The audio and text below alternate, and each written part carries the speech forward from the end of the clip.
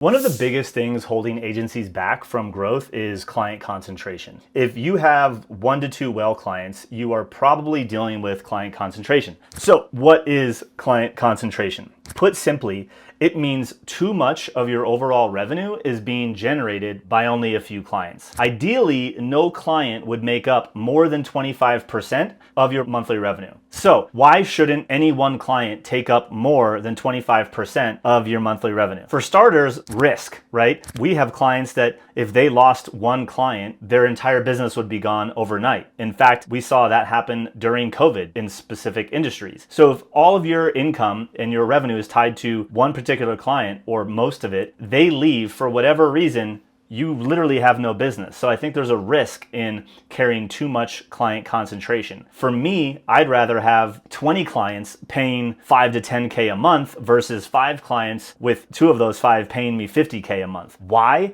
Well, for starters, it's a lot easier to replace 5% of your revenue than 50+% of your revenue. Our client John, when he came to us, 70+% of his revenue was tied up in 2 clients. If both of them left at the same time, he'd be in a really tough spot. Now, when he came to us, his goal was to add on more clients and create more leverage and profitability, which he's been able to do. So he's not as concentrated on those 2 anymore, and he's starting to spread his income across a variety of clients, which is making him, I think, a whole lot more sustainability and offset any of the risk that he could possibly continue to carry if all of that revenue was tied to one client. The second issue with client concentration is that when you have a few whale clients, you often hire people and you staff up in order to support those clients. And so again, they leave. Now you have this overhead that isn't being utilized and you're going to have to let people go. And so if you're in a situation where you have a couple whale clients and you invested in this team and now you have no use for them, and it's kind of an up and down battle of you getting these large clients, like, well, you supporting them is going to be difficult because of the staffing issues. This is where, when you look at, and what I think we as agency owners can take from, say, SaaS companies, is the more that you, the owner, are valued by the company, the less the company will be valued, making it a risk for any buyer. If you wanted to sell your agency and they're like, oh, well, everything revolves around you, like, that's not going to create a very desirable business for someone to want to buy, thus creating more risk for the buyer. So if you think about, would someone be interested in buying this business right now with how it's structured and how our existing clientele are supported, would be pretty telling if you have a client concentration problem. For me and for our clients, one of the most common paths to escaping client concentration is to actually start to productize the offering so that you have at least one offer that you can sell and deliver over and over and over again. Ideally, solving a problem that you know a lot more people have, which means you're probably doing less custom work and you're identifying, hey, of all the things that I've done custom, what are the few things that I know, or the one thing that I know that every client has needed? How do I package that up and go sell and deliver that over and over and over again, because it's a problem that I know all of my market has? That's one of the first ways that I would look at overcoming client concentration. So